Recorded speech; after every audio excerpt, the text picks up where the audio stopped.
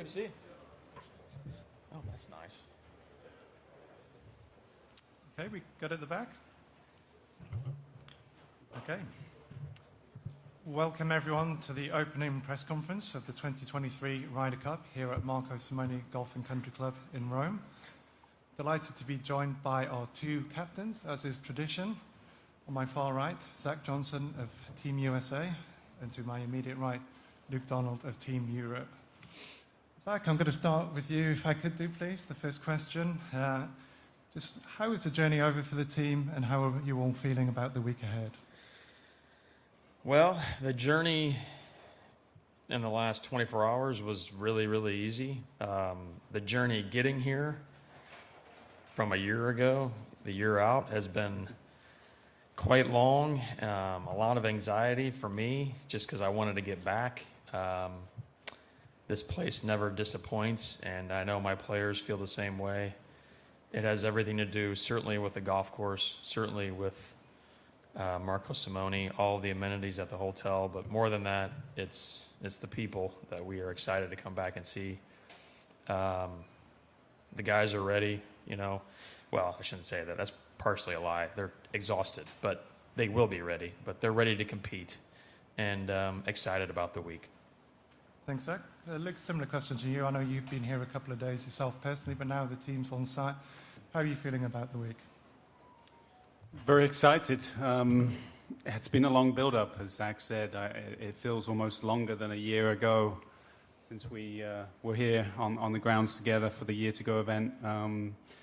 There's a lot that's happened. It's been a big build-up. I feel like my team is ready. I'm very excited about the team that I have. Very excited about the challenge ahead, and looking forward to it finally to get going. You know, I think the players are raring to go, and it's going to be a fun spectacle. I think everyone, Marco Simone, everyone involved with the Ryder Cup have done an amazing job. I've never seen stands as big as these. You know, all the hospitality, how we're being looked after at the hotel, of course. It's just been magnificent. And yeah, I've seen most of the players today. A few were just arriving as I was leaving, but yeah, I'll see them all tonight. Thanks, Luke. We're going to open for questions. We're going to start down on my left-hand side with Alessandro Lupi from Sky Sport Italia. Hi, my first question is for Zach Johnson. In the recent months, there have been a lot of important victories from players from a European team, and Team USA has not won in Europe for 30 years. What do you think about it? Well, I mean, it's difficult. It's hard to win outside of your comfort zone. It's hard to win against a team that's always been very, very formidable. And, you know, it's really just that simple. I mean, the European teams have been very stout, very good, very deep, and this year is no different. It's just difficult. I know what history says. I'm very aware of that. At the same time, I can speak confidently in talking to my team. These guys are ready and want to embrace that difficulty and want to just look at this as a great opportunity. The teams of the past are teams of the past. This is a new team with a new opportunity. Thank you. I have a question for Luke. Are you confident that Europe will be able to assert its own advantage this time too? As captain, you have to be confident. I certainly have a lot of belief in my team. I know it's going to be a difficult next few days. It really is. The US are very strong. We know that. We are coming off our worst defeat ever in a Ryder Cup. US players are strong. They're high up in the world rankings. They have some great partnerships. They've had a lot of success. So we have our work cut out. But as I said, you know, you have to have belief in your team that you're going to get them into a place where they can be successful. I'm sure Zach feels the same way. But, you know, I'm looking forward to seeing how it all unfolds over the coming days. Okay, we're going to stay on that microphone. And we've got Maria Bresi from Rai. both captains. In your golf career, which did you find the most challenging, to be a captain or to be a player? Thank you. I'll go really quick on that one. Definitely a captain. Yeah, when you're playing, you for the most part just gotta get ready, be prepared. Ideally, have your A game. Be a decent cheerleader for your teammates, that kind of thing. But this is a lot more difficult. However, I've relished every second of it.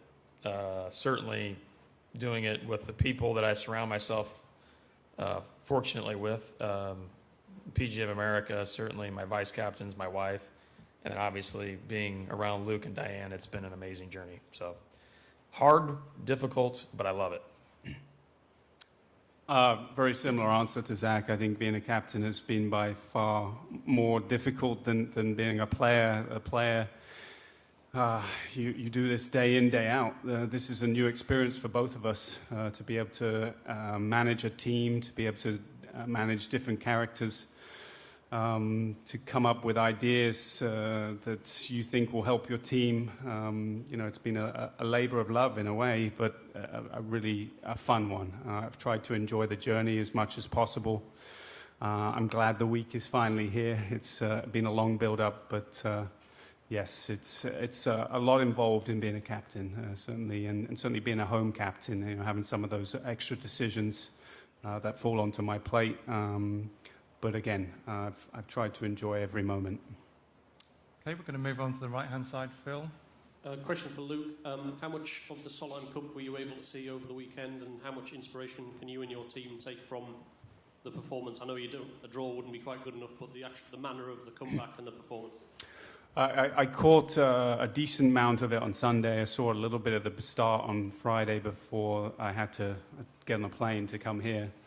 Didn't see much of Saturday. I was busy up here at the golf course, but so watched most of Sunday. And yeah, obviously after a very tough start, going down 4-0 to the US, I thought it was a very admirable comeback. Some great golf by both teams. When I started watching on Sunday, it looked like Europe kind of had it in the bag. They got up early. The US came fighting back, and really didn't look very hopeful at the end. And then, a couple players, Headwell and Sigander, did some amazing turnarounds in their matches, and was enough to get the tie and retain the cup. And, obviously couldn't be happier for Suzanne. And, that's certainly a lot of the guys were talking about it. A lot of the guys were posting stuff on their social. And, I think that's only good inspiration for our team going forward for this week. Any idea what your heart rate would be like in a similar situation come Sunday afternoon? It would be high. I think, when you don't have control, when you're watching as a spectator, as I will be, I'll be a captain, but I'll be spectating, not being able to have any control over those shots. That's when you really feel nervous. I think, we would love to be out there just hitting the shots. At least you feel like you have control and you have the destiny in your own hands. But as a captain, you get to watch, and you rely on your players, obviously, to come up with the goods. And obviously, Carlotta was able to do that. Some amazing shots on 16 and 17 when it really mattered. Okay. We're going to go to microphone 4 on the left-hand side. This one's for Zach. Over here, Zach. Yeah. In Whistling Straits, Steve Stricker's philosophy as to his team seemed to be these guys don't need big speeches, they don't need hype videos, and maybe even the fewer big dinners they have to go to, the better. Do you adhere to that philosophy is the first part of that question? 100% yes. And the second part to that question is, what does it say about the American psyche or whatever that this is a huge part of what Europe does every time, the passion, but it's more like it's better for you guys if it's clinical and ordinary and kind of what it would look like week to week. What's the difference there? Well, if you're comparing routine, as you said, clinical, pragmatic work to passion, I think Team USA has incorporated both. I'm confident saying that. I think what my role is, I'm assuming Luke would have to agree too, is that these guys know what they're doing. I mean, they're professional golfers. They're the best players in the world. Many indices would say that they're the best players in the world, depending on which one you look at. So my role is to give them access to anything and everything they need, whether it's personnel or specifically a gym or recovery, their bed, whatever it may be. That's my role, to kind of remove the clutter so they can go be who they are. And that's what Steve did. That's kind of what we've kind of tried to do as of late within Team USA, is to kind of lay everything out so that they can go be who they are. And with that comes a natural or almost an organic team building, if you will. These guys want to be around each other. I mean, they're getting their tissue work done, and they got music going with each other. They're in the ice plunge, not together, but they're doing all that they need to do so that they can be ready come Friday. And that's all I ask. I mean, I can remove only so much clutter. I want to take the burden off them when it comes to the periphery so they can just go work. It really is a simple approach. It's not like there are some systems in place that we've implemented, but it's not overly elaborate. It's just, it's a nice construct that I think we can kind of live in. We think it's pretty effective when it comes to how we go about the week and the weeks leading up to, frankly. Okay, we've got a Doug and microphone 2 at the back. Luke, historically, it seems the matches have started with 4 balls when it's held in Europe. I'm just curious your decision to start with foursomes. Pretty simple, really. We feel like as a team, statistically, we're stronger in foursomes within our team than we would be in 4 balls. So, why not get off to a fast start? That's it.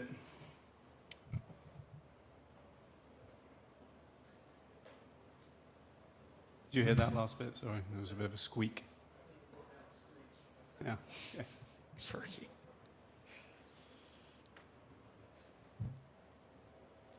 Okay, we'll go on the far right to mic 1, please. Hello, over here. Yes, sir. Yeah, just talking about players expressing themselves. I think I saw Sam Burns put a video up of he's got a new haircut. He shaved USA into the side of his head yesterday. Yeah. Have you already ordered him to shave that off, or are you up for That was a direct order. Yeah, no. I had no idea he was doing that. He's got great hair. I mean, I'd do it if I could do it. I just don't have any hair to do it. So, no, they can have fun with it. It's I've got 2 or 3 or 4 guys that kind of have it, short on the sides and long up front and long on the back. You know what? Hey, more power to them. If they're comfortable, that's what it's about. Okay, stay on that side. On microphone 3, please. Question for Luke. What did you make of John Rahm's comments about Sergio Garcia and how it'd be stupid not to lean on his experience at the Ryder Cup? Well, I mean, obviously, we know the situation with Sergio. He resigned his membership 5 months ago, and once that happened, he was ineligible for me to even consider him. So I know there was some stories about him trying to pay off some fines and stuff. Obviously, we know what the DP World Tour rules are too, and once you resign, you cannot reapply for membership until the following year. So, again, those things will be decided in the future. Right now, I'm just concentrating on my 12 guys that I have this week. My sole focus is dealing with those guys over the next 6 days and giving them the best opportunity for success. Okay, go the other side to Dan on mic 4. Luke, you have a number of players who are in great form and in the prime of their careers. Do you anticipate having some of those guys play all 5? And on the flip side, could you see a scenario in which some of your guys get only 1 match or could maybe just play in singles? Well, In terms of the playing five, I think there's some guys that certainly could do that, and we have done that in the past. This is a very tiring, taxing golf course. I think the weather's not meant to be too hot, but it's certainly a warm weather week with hills. It's a long build-up, the Ryder Cup. These next few days, there's a lot of team dinners and practice and dealing with the crowds, and it's mentally pretty sapping. I remember as a player that you were really ready to go by Friday, and you wanted to compete, but it's a long build-up. So I'm wary of some of that. I'll certainly be considering that, but it's not out of the question that some people may play five.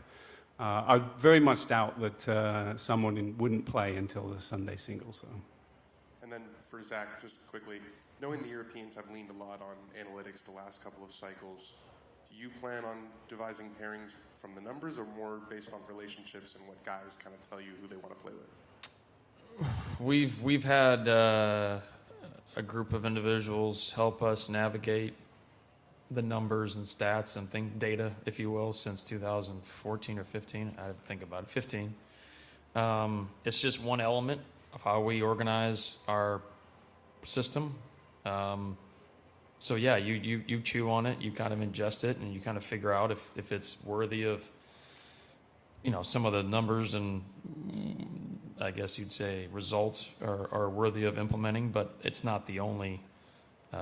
We deal in the objective and subjective. So there's numerous factors when it comes to how we're going to go about our week, tandems, formats, etc. Okay, we're going on the front left to Mark, please. Yeah, Luke and Zach, for both of you guys.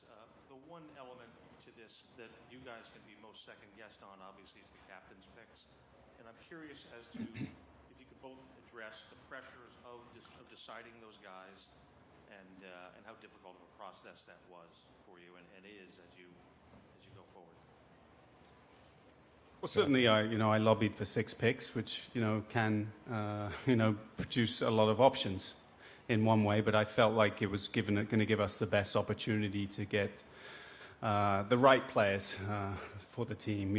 A mixture of really informed players, a mixture of some guys that had experience. But you also wanted to look at the 6 that were also automatically qualified and try and be able to find some pairings within those through statistics, through personality matchups. And then then lastly, you're looking at what the course demands and people who have been successful on the golf course as well. So, there's a lot that went into it, and very happy with the 6 that I went with in the end. Okay. Very much along the same vein. 6 picks gives you the ability to put a team together. That's right for the golf course, that's right for the formats, that's right for the team room, etc. I mean, there's a number of factors involved there when it comes to those 6 guys. I've said it, it's not like we had and I mean this in full transparency, it's not like we had a first pick and a 6th pick. We had 6 picks that made the other 6 whole for Marco Simone this year. So, it really is that simple. And the outlook, the process is not simple, but it's personality, it's locker room.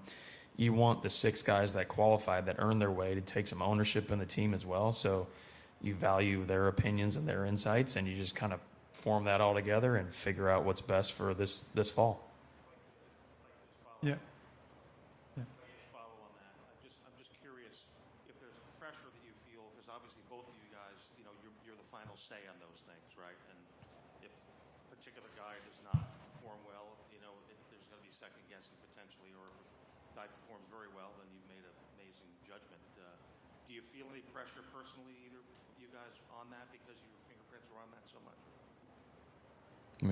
Absolutely not. I mean, again, I think this has been a process for me, about a 14-month process, a little bit longer for Zach, but I've been looking and studying these players and talking to my vice captains along the way, and we feel like we have the best people that are up for the job, and there's no second guessing now. That's too late for that.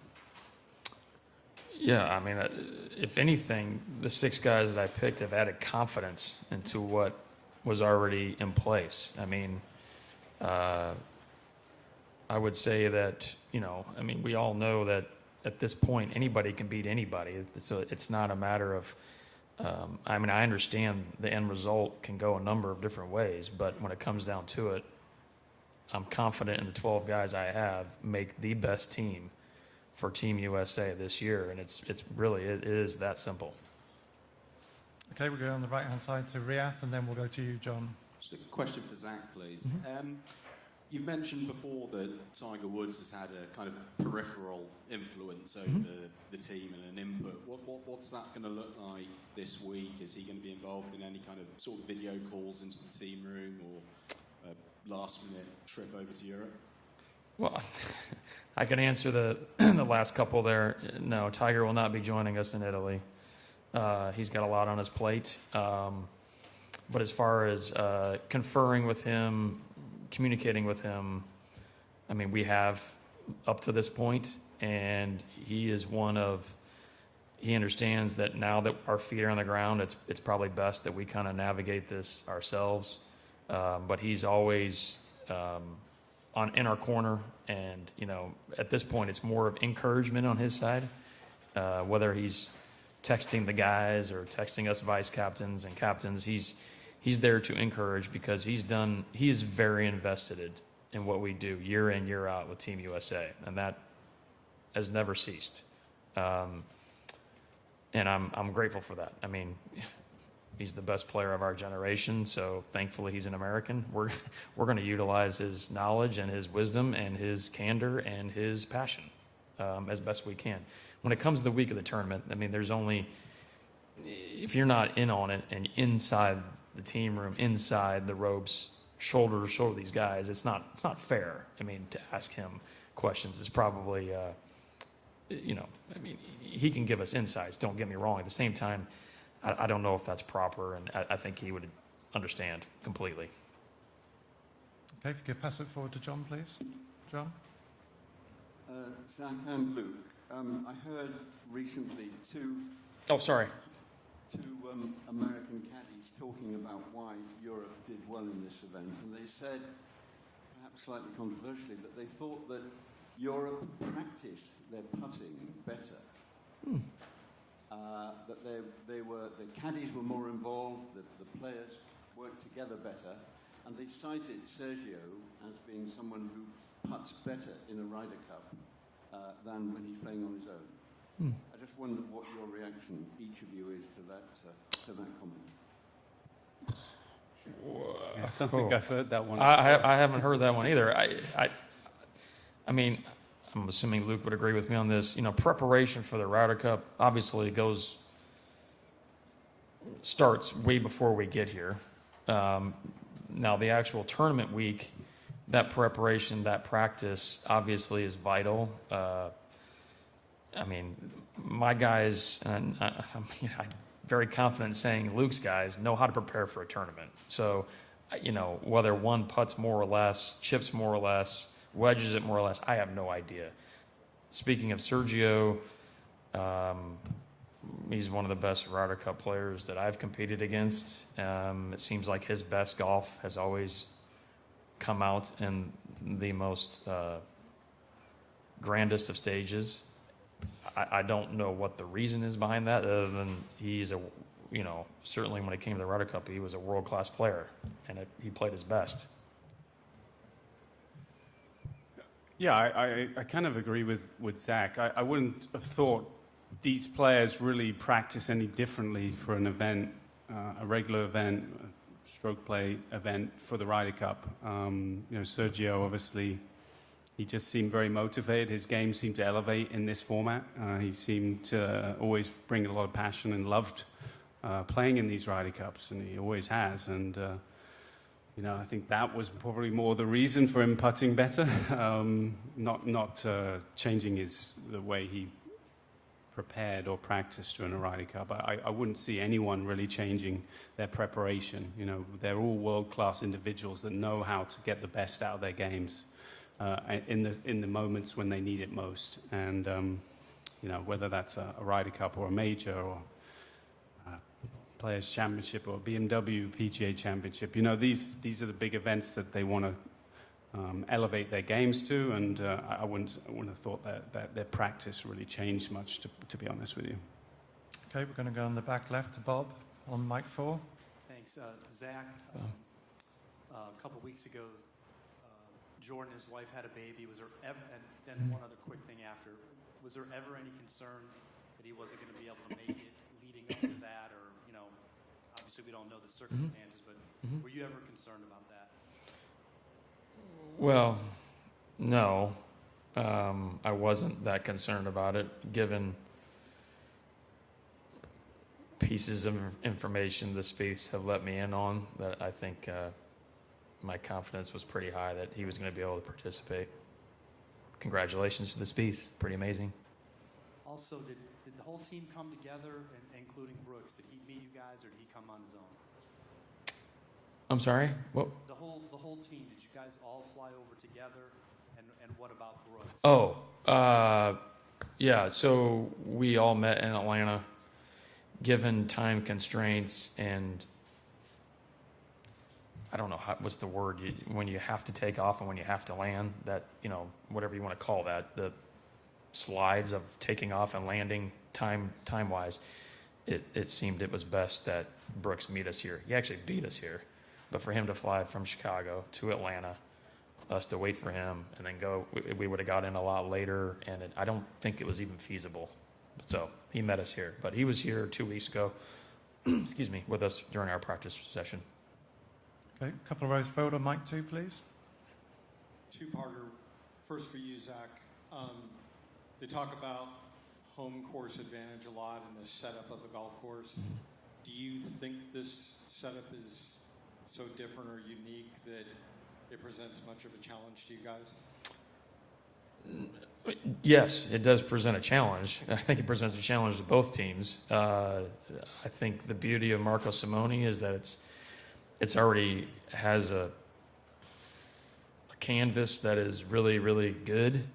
And so whatever Luke and his team decide to do to it, it probably only enhances that. The grass is extremely healthy, very pure. The greens are fantastic. I mean, I'm very confident in saying that. I haven't been on them this week, but they were really good 2 weeks ago.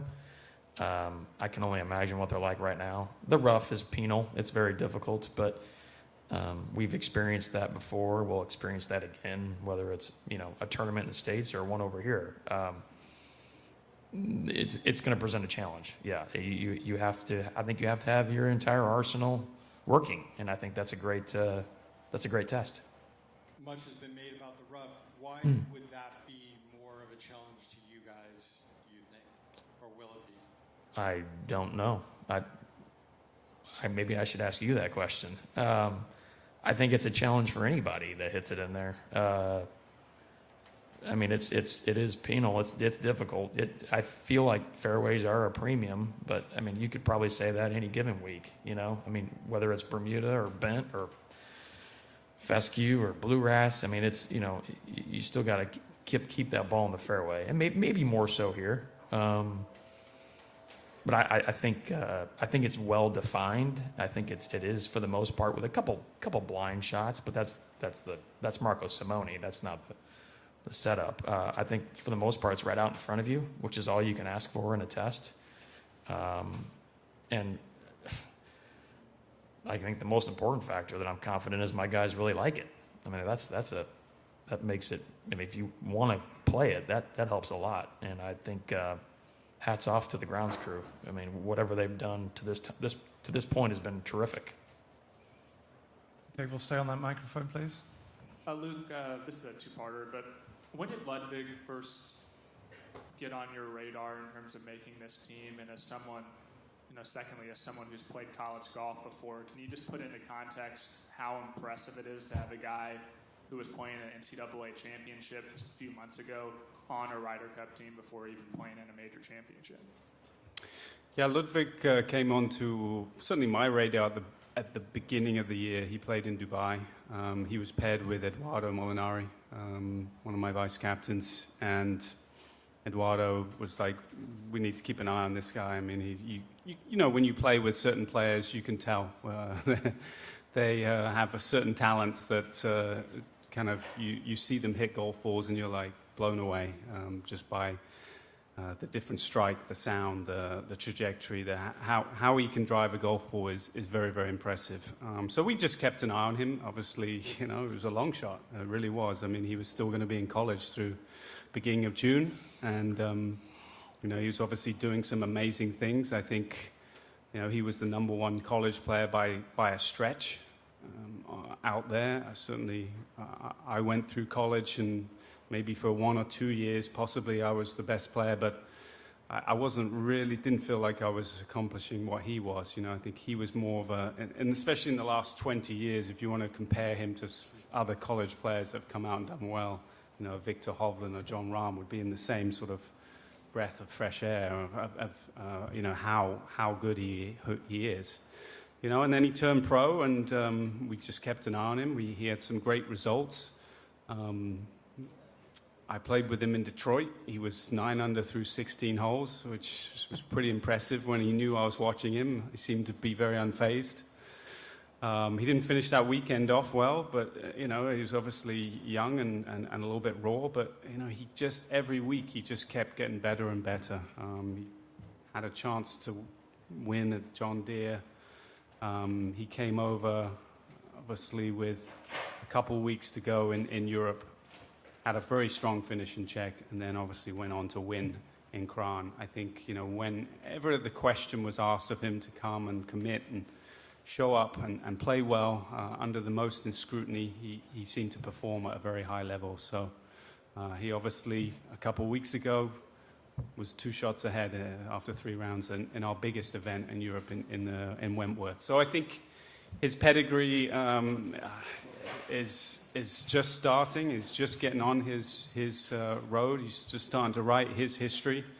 And I think he's a generational talent, as I've said in the media before. I think he's a very strong player, and I'm looking forward to seeing him lap up this Ryder Cup experience, because it really is an amazing thing to be a part of. Okay, we're going to cross on to mic 1. Martin, please. Look, due to the fact there were so few European fans at Whistling Straits, it was probably played in front of the most partisan crowd ever at a Ryder Cup. How much do you think that contributed to the severity of the defeat, and how important are the fans as the 13th man this week? Well, in the end, we certainly didn't perform to what we needed to perform at. You know, a good standard of golf. The Americans were strong. They played how they know they can play. And certainly, being at home, we know that's an advantage. We know it's an advantage when you're in the US, and it's an advantage to us. That having that support, that crowd behind you, is helpful. It picks up your energy as a player. You can feed off it. So, yeah, absolutely. We're looking forward to having a lot more support this time around. It was certainly lacking a lot because of COVID 2 years ago, and hopefully that is something that will certainly be in our favor. Okay, we'll cross front left to Kevin, please. Zach, hello, mate. Yes, sir. There's a kind of myth built up around the team element in the United States, and that accounts perhaps for why the team has failed to do well in Europe. And you were a member of the 2014 team, and when Phil had an altercation with the captain afterwards. And there was a task force announced to dig into just how America, United States, failed, particularly Europe, and why they couldn't grasp this kind of central element of being a team. Do you think that's unfair? Or is there something about the way that Europe performed in Europe that you have taken something from that? Yeah, well, I think you've touched on a few points that are accurate there. Number one, I do think, I mean, I've played on a lot of those teams. Unfortunately, 3 of them over here where, fortunately, the experience was amazing, but, you know, the result was not what I anticipated. But every one of those teams, I wanted to be around the guys. There wasn't, you know, from a camaraderie standpoint, that was not an issue. The passion was there. I think what has, just like anything, times evolve, and sometimes you got to really dig deep and see if you can potentially make things better and more efficient and effective, and that's what's happened. It does not mean it's going to result in wins, but what it does is it allows the guys that are inside the ropes that kind of have been there and felt those feelings maybe make some pretty crucial or even pivotal decisions. And I applaud the PGA of America for allowing myself and some of my peers before me to have direct ownership in how we navigate Team USA. I think it's in a better place, and I think it's all because of that collaboration between us players, the PGA of America, and some of the other powers that really know what's going on, because we're passionate about this very cup. So, you learn from things. You learn from defeats, probably more so than wins. I think you can learn from both, certainly. But and since that point, I think the efficiency has probably amped up a little bit, and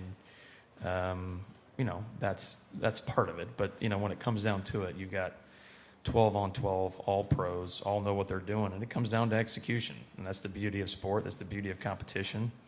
But yeah, make no mistake, I think we, Team USA is arguably in a better place now than what it was, 7, 8, 9 years ago, whatever it may be. We'll stay on that microphone on Dave, please, on 4. Yeah, for both you guys. We know that singles decides these things. Curious how the pressure changes when you go from a team aspect. You've got a partner to lean on, and then you go to having to be by yourself. I'm wondering what the mental, psychological adjustment to that is, pressure, etc. Or is there any, because you guys used to playing individually most of the time? Right. Well, I'll go first. There's definitely, a comfortability just being by yourself out there with your caddy, navigating the course. Yeah, competing against the course, but also against your opponents. I mean, there's something more, you're just used to it. It's just what we do. And you could say that adds a little bit more freedom and peace. At the same time, personally speaking, I relish the Friday and Saturdays more so than the singles, just because you are with a teammate. It's different, and you're trying to, there's more elements, and it's just that chemistry is fun. And I understand where your statement, Shed, about it's decided on in singles. At the same time, Friday and Saturday have a massive bearance on what happens on Sunday. So I think every match is pivotal. I mean, it's every snap in football is pivotal. Every play is pivotal. So I think you got to look at it from that lens. Yeah, I agree with Zach. I mean, obviously there is 12 points for Sunday, but there's 16 points obviously on Friday and Saturday. So don't discount that. I think that's that part of the Ryder Cup is very important. If you can establish a lead, that gives you a great opportunity. And then when it comes to singles, I think we talk a lot about where people play in the lineup. Certain places are probably easier to play than other parts. You have to sort of prepare the guys at the end to know that they might have a pivotal role, but at the beginning of their round might be quite quiet. A lot of the guys usually follow the first few groups. So again, there's you're going back to what you are used to, singles, but I think the guys really enjoy the foursomes and the four balls, having the partner there, as support, as a support system. Something unique about this event, that you can play with a partner and form relationships and form personality matchups and enjoy that experience. So we obviously play a lot of individual stroke play events, and so singles is a little bit more like that, but I think the guys really enjoy the team aspect too. Okay, we're going to take the final 2 questions. Start with Rick on 1, and then we'll come to you on 2. Question for Zach. Another one on picks. Bryson obviously won the latest live event afterwards. he said he thought he'd done enough to merit a call. To explain why he wasn't in, some of the other live players perhaps too. I wonder if you have any regrets about who you didn't call in terms of the picks, and did those live guys, other than Brooks obviously, come seriously into consideration for a pick? Yeah, I mean, I can answer all of those in a very simple manner. I mean, we kept a tally of, when we have a point system within the PGA of America, within the Ryder Cup USA, it's pretty evident that of how you garner points and which tournaments can accumulate points.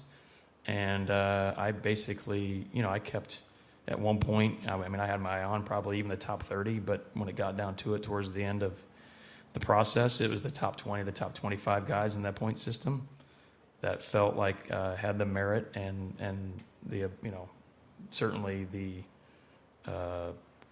should have my full attention. So that's where I was. I was basically in the top 20 to top 25 guys in points when it came down to formulating this Team USA. Okay, and final question on microphone 2 on the left-hand side. All right, so because we're in Rome, obviously this is the site of the famous historical empire that never lost at home until some serious internal divisions weakened them, and then the Bulgarians were at the gates and they took over. And so this may be a jet lag question. I desperately need sleep, but Luke, do you ever worry that you're something like the last Roman emperor? And Zach, do you ever think of yourself as a Visigoth, dressed in bear furs, ready to attack? Well, history is always important. We know that, and hopefully the beginning of the history of the Roman Empire will be kind to European golf this week. Wow. Keep my answer short. I do love history, and I do appreciate certainly what this country's about, and specifically this city. I mean, Luke and I had the pleasure, I would even say distinct honor, of walking the streets of Rome a year ago and actually hitting a golf ball by the Colosseum and the ruins and whatnot. I don't take that for granted. I mean, whether you're talking empires, biblical importance, whatever it may be, this history, I mean, the history of Rome means the eternal city. So all that being said, this is golf. I mean, this is sport. I'm going to keep it pretty simple. That's the way I operate. I'm going to let whatever drama you're trying to get into, I'm going to let that happen inside the ropes with our golf balls. So, cheers. Okay. Thank you, everyone. Zach, Thank you. Pleasure. We wish you all Thank the you. best this week.